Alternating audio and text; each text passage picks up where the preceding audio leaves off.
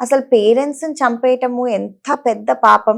మనలాంటి వాల్యూస్ ఉన్న కంట్రీలో పేరెంట్స్ ని అసలు తల్లిదండ్రిని దేవుడు సమానం అనే కైండ్ ఆఫ్ సొసైటీలో ఇలా ఇన్స్టాగ్రామ్ లో కలిసిన అబ్బాయిలతో కలిసి పేరెంట్స్ ని చంపేస్తున్నారు. అది కూడా ఆ అమ్మాయి మేజర్ కూడా కాదు, పోనీ అవును, ఒక మైనర్ గర్ల్. అసలు 15 years కి అసలు పిల్లలకి ఏం తెలుస్తాయి?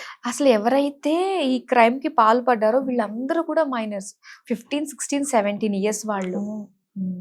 వీళ్ళందరూ కూడా స్కెచ్ వేసి 1 month గా ఇలా చేశారంట.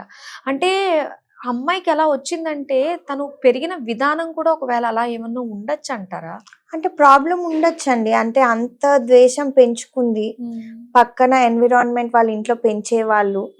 ఈ అమ్మాయి మరి ఎంత మైండ్ సెట్ ఎలాంటిదో, అంటే అంత గలబుల్ మైండ్ సెట్, అంటే ఏమి తెలియని మైండ్ సెట్టా లేకపోతే బాగా క్రిమినల్ వైలెంట్ మైండ్ సెట్టా?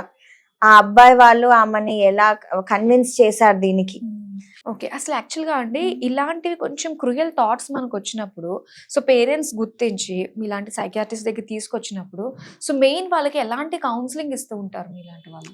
ఇలాంటి థాట్స్ వచ్చిన వాళ్ళకి ఎక్కువ అసలు బేసిస్ ఏంటి ఆ థాట్స్ కి, అసలు ఎందుకు ఆ థాట్స్ వస్తున్నాయి, అంత వైలెంట్ థాట్స్, అది ఎలా ఇన్ఫ్లుయెన్స్ అవుతున్నారు? అంటే వైలెంట్ థాట్స్ వాళ్ళకి న్యాచురల్ గా వస్తున్నాయా, లేకపోతే ఫ్యామిలీలో ఏమన్నా అబ్యూస్ ప్రాబ్లమ్స్ ఉన్నాయా, వాళ్ళు ఫిజికల్ అబ్యూస్, సెక్షువల్ అబ్యూస్ కి గురిపడ్డారా, ఇంకోటి బ్యాక్ లో ఏమన్నా ఇలాంటి కంటెంట్ ఎక్కువ చూసి, వైలెంట్ మూవీస్ అవి ఎక్కువ చూసి వాళ్ళు ఇన్ఫ్లుయెన్స్ అయ్యారా, దాని వల్ల ఇలాంటివి వస్తున్నాయి. ఆ ఫ్యాక్టర్స్ మొత్తము మేము ఎక్స్ప్లోర్ చేయాలండి సైకియాట్రిస్ట్ గా.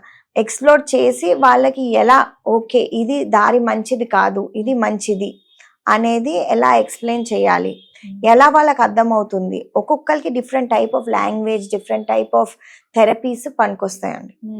సో అలాంటి థెరపీస్ మేము వాడతాం పిల్లల మీద.